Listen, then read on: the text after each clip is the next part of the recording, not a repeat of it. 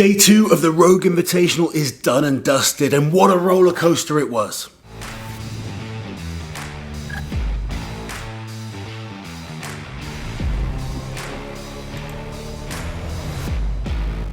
So day 2 done and dusted, some amazing performances, and in the end it's all won by Alexei Novikov. He was a front runner, got ahead on day 1, and he's put on a solid performance, not outside the top 4 on any event. Unbelievable. We started off with the roller coaster, an arm over arm event. With all arm over arm type events, it's really difficult to predict what's going to happen because you don't know how hard the event's going to be. So going out first is a big disadvantage. Yeah. Real advantage to the guys that got to go towards the end and could watch. Do you know what was really interesting as well? Unlike other competitions, when they do it on the order of who placed where in the last event, every single time they went in the event, in like the overall standings order. So like Kevin Ferris, bless him, went out first on almost every single event. Yeah, it's a real hard way to do it. I don't know that I like that, to be honest. I'm not a fan of it. I prefer the reverse order from the last event. Yeah. So if you win the last event, you get to go last on the next event. It's like your reward, isn't it? Absolutely. So if you do have a great event, it gives you a bit of advantage. Whereas if you're constantly in the lead, getting to go last, that's a huge advantage and a massive disadvantage if you're having to go first on every event. Yeah. Anyway, the rules were what they were, and it meant that Kevin had to go out first. Maxime Boudreau had to go out really early. Now, on paper, Maxime was a big favourite for this event. Didn't turn out that way. And I think when you watched all the athletes, I think they thought it was going to be heavier than perhaps it was. Yeah. It was tough on the grip, but the big advantage was Martins Lissy's grip is very, very strong, and he decided to go for shorter, faster pulls rather than the big, long ones, making or kind of hoping that his grip would last out, and it did. He really blitzed this event. Well, before that though, let's go back, because the first really good event or really good performance on this event was Bobby Thompson. Yeah. And a lot of people were surprised. They didn't expect Bobby to be so good, but Bobby's so powerful. That if he can hold out his stamina, then he would do well on an event like this. Then Mitch Hooper, he was in 5th place. He came out and took 20 seconds off of Bobby's time. Yeah, and we were thinking, right, this is a really good time. But then everyone after Mitch beat him. Trey's someone we need to talk about. Because Trey I said to you this morning, I think Trey could do really well at this event, and you were like, "Well, on paper, he hasn't done well on this." And that's the fact. But Trey has put some serious work in. Trey is really quite a complete athlete. He's got this kind of aura about him now, where he believes in himself. Do you know what he does? He floats around like a Zadrunas. He is very reminiscent of a Zadrunas, just walking around, very humble. Yeah. Very respectful of everyone, quiet, but he believes in himself. He puts himself, he doesn't see guys as better than him anymore. No. He believes he's one of the best, and he's clearly put the work into training, not just his strengths, but his weaknesses, and that's what you need to do to be one of the best. Yeah. Trey is, without question, one of the world elite right now. 4th place for Trey on an arm over arm. That was huge. 3rd place was Alexei Novikov, 39 seconds. Pavlo Nekonechny. Now, this man's arm over arm I was sat in the booth watching this thinking, my God, this guy's powerful. He's so powerful. His technique was all over the place. Yeah. But he generated so much power with each pull. He covered so much distance on the railway track. But Martins Lisys, very smart, watched everyone, went with that confidence of his grip strength, and he really showed why he was a defending champion on this event, taking the event win by a big margin and gathering some points that he really needed. Event 2 of day number 2 was the yoke interlog medley. Now, the winner of this event was Mitch Hooper. Yeah. And I was confident that he could get the win on this. We've been focusing on his training in terms of, he's so fast on the yoke. We know how fast he is on the yoke. His log is good. Yeah. But there's better or bigger log pressers, particularly for Max out there. But he can go so quickly on the yoke that it saves energy. And also, he was 10 seconds faster than you on the yoke. Suddenly you get to that log, you've got that much more time to just focus and get on with it. But one thing he did exceptionally well, he just didn't waste any time at all. Kept his hands on the log as it came down, touched the log, touched the mats, straight back up. Very, very fast time. Bear in mind, Kiliashkovsky won this event last year with 40 seconds. Mitch Hooper did it in 32 seconds. Took 8 seconds off that winning time. It was like, once he'd done that, I said, because I was sat with the Hoopers, I said, honestly don't see how that can be beat, because no one comes close to him in terms of speed on the yoke in this lineup.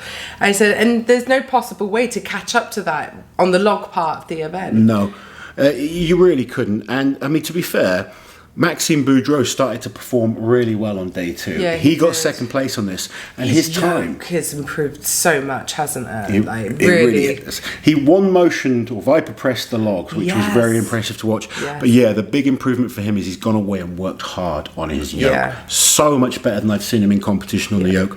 And it was good to see, because Maxime had a poor first day. Yeah. You know, the deadlift we knew would be a struggle for him, but then some of his better events just didn't go well. No. And then with the arm over arm didn't go as planned. Yeah. You know, you're thinking, it's not. Where's he going to make the points back now? But he performed exceptionally well. So 2 Canadians on top, first and second for Canada. Mitch Hooper, 32 seconds. Maxime Boudreau, 46 seconds for second place.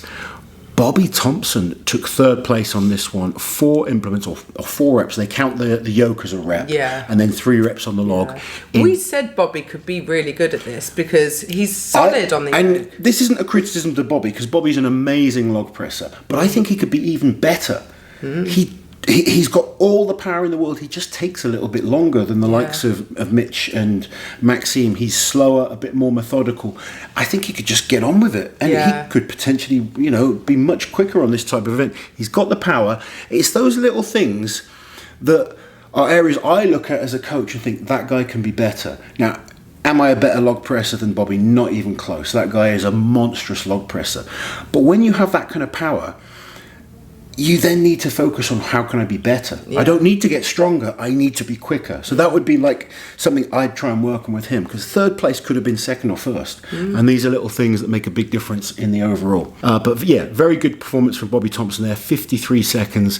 Alexei Novikov, once again, really consistent. Fourth place with 59.57. I think the massive surprise on this one was Martins. Yeah, so Martins, he'd picked up, he'd come into the competition with a slight hip injury. Yeah.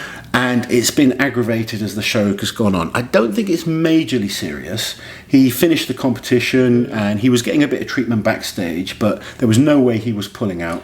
He didn't look comfortable at all on that event, did he? He looked almost a bit wobbly towards the end, like he'd gone maybe a little bit dizzy. Yeah, I think he's come in the biggest I've ever seen him. He does look big for him. Like, for Martins, this was a big Martins. Yeah. And I don't think it's helping his conditioning as normally one of the fittest athletes out there. But he looked like he was struggling a little bit with the conditioning. Obviously, the hip and the knee issues, he had to wrap his knees. He's picked up a number of injuries over the years. It's strongman. It's a brutal sport. Yeah. And, he just didn't come in the shape that he did last year. But no excuses, it just wasn't his year. The performance, he was lucky to get his second rep on the log, if I'm honest. Yeah. He got a soft down signal on that. And, after that great performance on the roller coaster where we thought he's going to make that kind of charge on day 2, it just didn't materialise. And the other big surprise, I think, for a lot of people was Pavlo Nekonechny on this one. He came in last place after having so many great performances.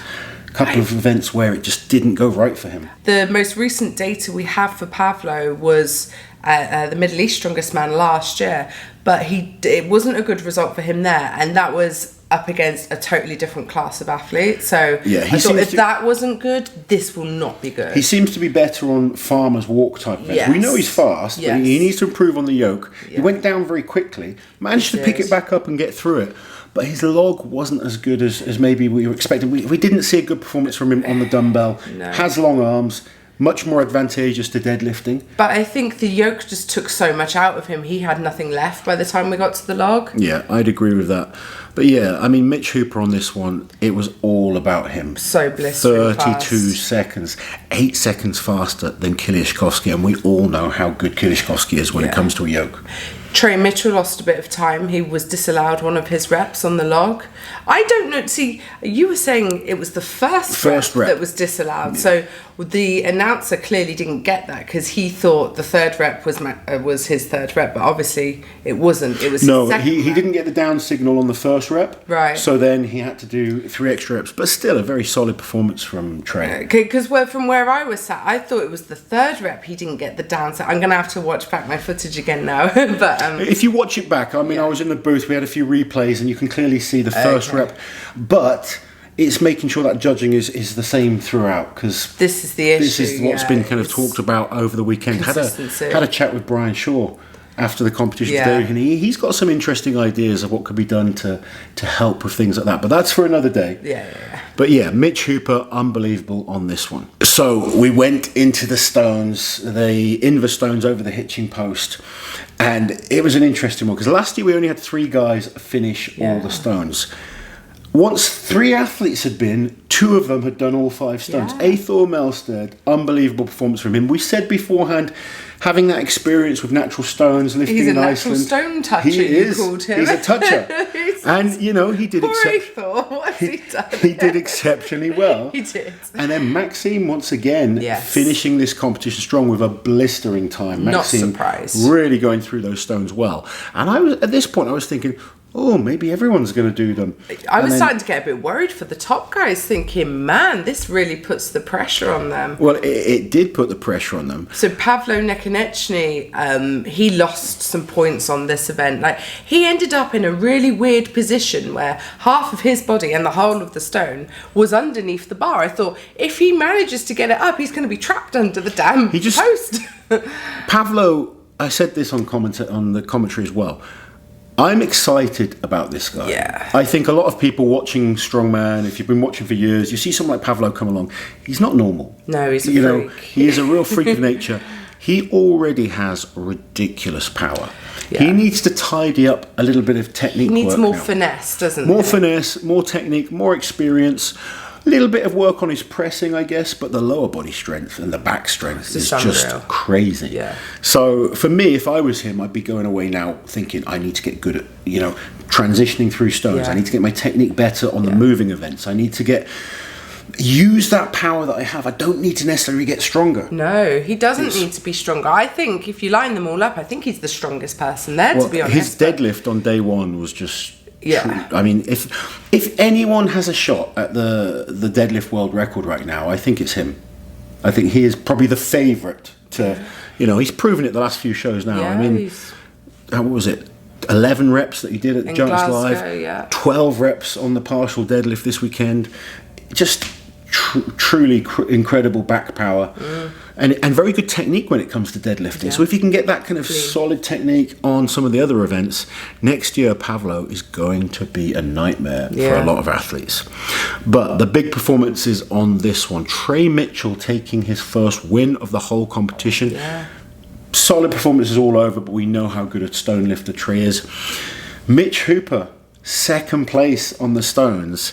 The real question came down to Alexei. Yes. Alexei last year only did 4 of the stones, and we already had 4 athletes do all 5 stones. So he knew he had to do every single stone. And he had to do it quicker than 66 seconds. Hold the points that he needed for first place. Yeah, and he put the work in. I mean, before the stones, he was checking them out, he was moving them, he was getting his tacky towel, making sure they're all dry. Bless Alexei, not leaving anything. He didn't know if he'd won or not, but because I was filming, I looked at the timer on my camera and I was like, once he'd finished, I said, "You've done it, you've done it," and he's like waiting for the ref, and then he's so happy. Like, you don't see Alexei smile that often. I don't think there was a disappointed athlete there to see Alexei win. He's such a likeable character. Everyone likes Alexei. We all kind of appreciate how hard this year has been for him. Yeah. And to finish the year off winning the Rogue Invitational, he's going to be over the moon. He looked surprised, like he couldn't believe it.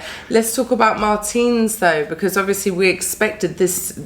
It's the event he won last year. We thought it would be another. Well, we didn't know, did we? After the log. I think on paper you'd look at this event and think, 100% Martins wins it. Yeah. He was pretty solid on the first few stones, but then going for the 3rd stone, it looked like he pulled something in his pec. Yeah. I don't know if it was cramp or a muscle pull. I don't think it's a huge huge injury. I don't think there was like a big tear or anything. Apparently, Romark had said to him bicep, and then Martin said yes. But after speaking to people afterwards, it doesn't seem like it was his bicep. I'm sure But we'll who find knows? out soon. Yeah, but he was I'm sure grabbing his chest. That was clear. And Yeah. that could be the tie-in between the shoulder and the pec. It could be the Maybe. bicep. But yeah, certainly not the end to the competition that he wanted. He's an incredible champion, World's Strongest Man winner, Arnold's winner, Rogue Invitational winner. He's won everything. I know from speaking to him, he wants to win these titles multiple times. Yeah. He wants to go down as one of the greats. I'm sure we're going to see him back. He's an incredible champion, and it just wasn't his competition. And he won't want, because I know there's been talks about retirement, but he won't want that to be his last. He's way too young to be retiring. He's got plenty more in the tank. But anyway, it was an amazing show. The Rogue Invitational, the equipment they use, just so cool seeing the visual. I've never been excited about an arm over arm before, and I was excited watching this one. Yeah. The tower deadlift. I mean, what do they call it? The Tower of Power. Tower of Power, yeah. I know some people said watching it didn't look so impressive, but I think being there, you know, seeing it in person, it really was an impressive bit of kit. I love the huge yoke made by Steve Slater. Yeah. The equipment looks absolutely amazing. I think the only thing, like, it's weird to be there as a strongman fan, because it's like strongman at a CrossFit event. Like, CrossFit is the sort of dominant sport there at the weekend, isn't it? With strongman sort of slotted in between. So it's, I don't know. I didn't feel like that. I mean, obviously CrossFit is the big sport with the Rogue Invitational. That's what started there. But the strongman is becoming bigger every year. And the fans are kind of, they want to see all the events. You see all the CrossFit fans coming up to the strongman after. So I think the fact that it's at the Rogue Invitational can only be a good thing. It's going to bring all those CrossFit eyes to the sport. I'm not criticising that. It's just weird for me. You're used to just being at the strongman event. Yeah. The Rogue Invitational is very different to any other strongman show. It's very different, yeah. One thing I will add quickly, I was extremely impressed with the CrossFit log event. So the CrossFit athletes did log for Max. Yeah. And one of the athletes did a 300-pound log. What's that in kilos? So about 135, 136 kilos, weighing 80 kilos. Was this a man? Yeah. Yeah. Was it a man? I don't know, do I? I wasn't. But, you know, weighing around 80 kilos. Andrea can lift that. Yeah, Andrea's a big woman. Yeah, don't. Andrea's a professional strong woman. no, okay. We're talking about guys that... They don't usually log lift. Yeah. Okay. It was... Liz doesn't lift, bless her. She loves strongman, but she doesn't lift herself. I was impressed with the log. I'm impressed too.